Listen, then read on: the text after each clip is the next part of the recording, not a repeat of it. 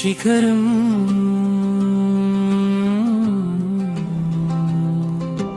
വിധിയെ പഴിച്ചു പരാതിയിട്ടു വ്യാധിയിലാധി വിടാതെ നിന്നു. കാലം തെളിച്ചെത്ര കത്തെഴുതി കരിവളക്കിഷ്ടവും കണ്ണുടക്കാ. കൈകാലു തട്ടി തടഞ്ഞു നിർത്തി നനയാത്ത പുസ്തക താലിലെത്താ.